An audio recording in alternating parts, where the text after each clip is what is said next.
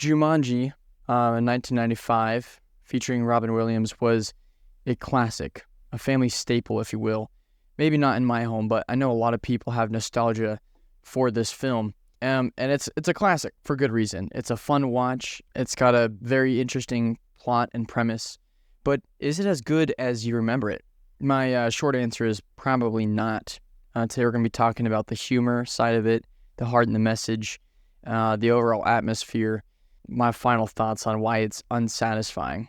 I talked a lot about it in my Zathura video last week, but I just wanted to touch on it just a little bit more. First of all, the humor. If you have Robin Williams, I feel like it's a sin to not give him something funny to say. Like in Aladdin, Robin Williams steals the show as the genie. Here in Jumanji, like, he's the best character. He's just not funny, I guess.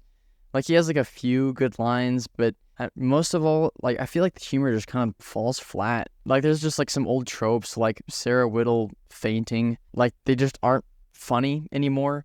I will say one of the funniest jokes is when Peter is told to go to the shed to get an axe, and then he picks up the axe to break the... Wait a minute, but he already has the axe, so he doesn't need to break into the shed.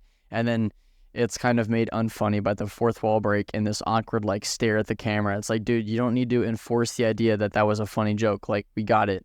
It was funny. I mean, the action was good. I mean, I can't really, like, complain. You know, like, the whole, like, store sequence is pretty fun there with Van Pelt and, you know, like, Sarah and Judy and Peter just doing, like, some Home Alone shenanigans. I have no clue how they pulled it off with zero communication amongst each other, but it did, and then Van Pelt gets trampled by paint. How did he not die, or at least break, like, a few ribs? Like, calling baloney on that one. There's also just, like, some jokes that didn't age well, like, him walking into a gun store, him being Van Pelt, and then they just, like, give him, like, a full, like, okay, that's not how that works. I get it, there's, like, some crooks out there that, you know, could probably be bribed like that, but they're like gold doubloons. There's like 10 gold doubloons. I don't think that's going to pay for that gun, first of all, so you're probably losing money there. And then, like, filling out the paperwork yourself, like, I feel like that's just going to get you a whole lot of trouble later on down the line. But it was also 1995, so there might have been less, like, gun laws enforced there. It's also just not my expertise to, like, be talking about that kind of stuff. But as far as, like, the heart and the message goes, Zathura was very, very strong.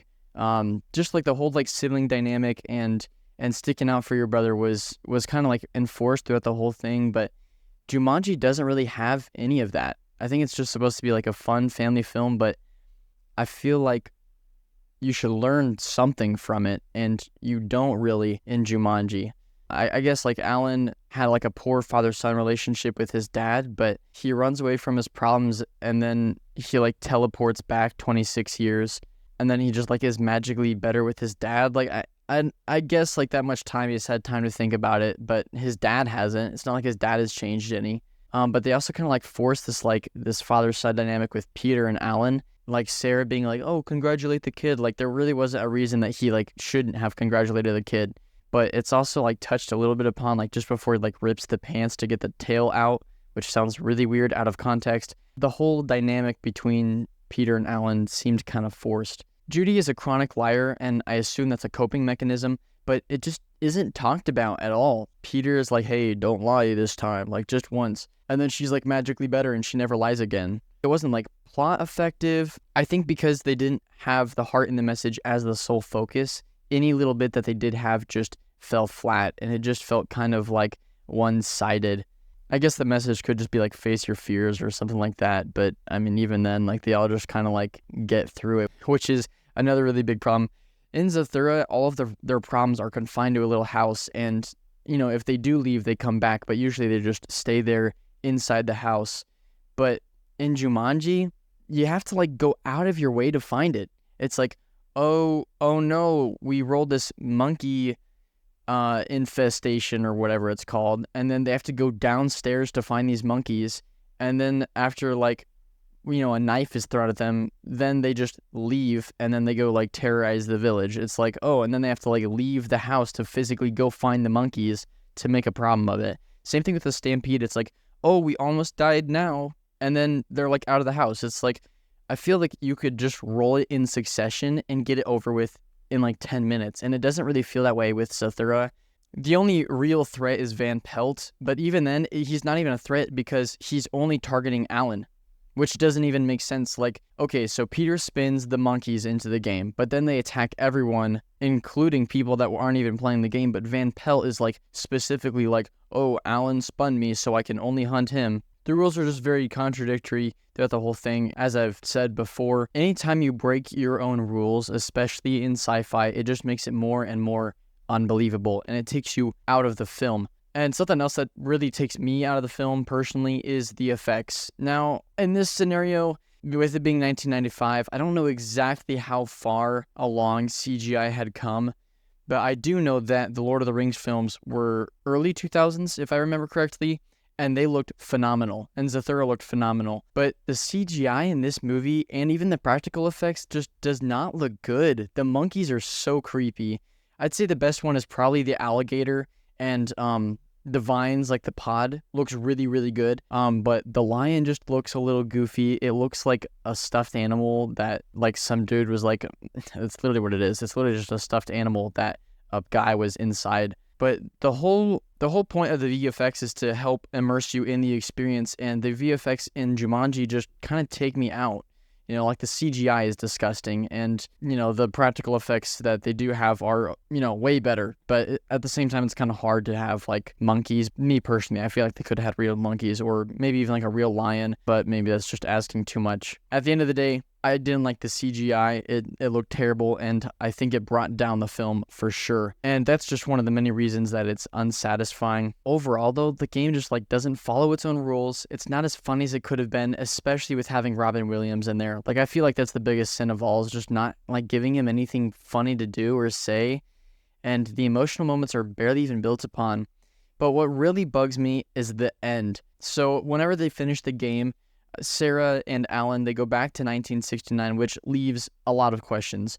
First of all, why are Peter and Judy in Bradford, even though they didn't move there until after their parents died, but in this timeline, their parents didn't ever die? And when Judy and Peter pop out, will they also have the conscience of the game, or will their lives only be remembered by Sarah and Alan? And who's to say Judy and Peter would end up the exact same as they were in the game when they played it with Sarah and Alan, you know, in the future? But also, like, there's just so many other, like, random questions, like, what would it even be like to go through puberty a second time? Like, bro, I hated it enough the first time, but now I'm supposed to do it a second time after I remember, like, all those feelings.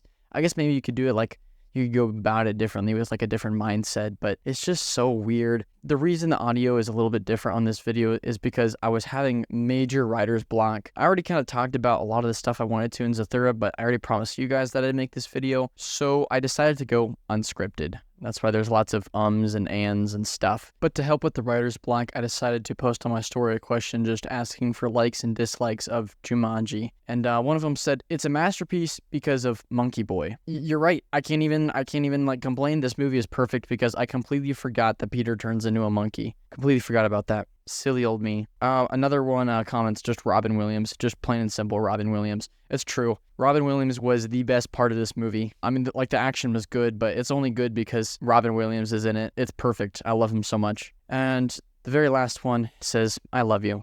I love you too. I love you guys so much.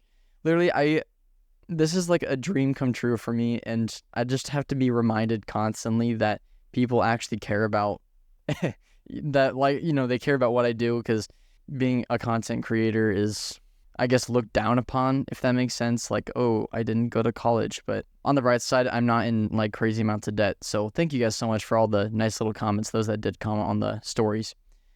Overall, it's a little messy, but if you don't think about it too hard, it's just a fun watch, just maybe not as masterful as we thought. Jumanji is a classic for a good reason. I said that at the very beginning, and I'll say it again. It's fun. It's fun to watch, but I mean, if you look at it and, like, really critique it, it kind of falls apart. So I guess just don't look at it too much. But that pretty much sums up my thoughts on Jumanji. And if you haven't seen the movie, like, if you seriously haven't seen the movie, it's been like 30 years now. So go see it and tell me what you think in the comments down below. Next video is going to be on the Fall Guys, so subscribe so you don't miss out on that.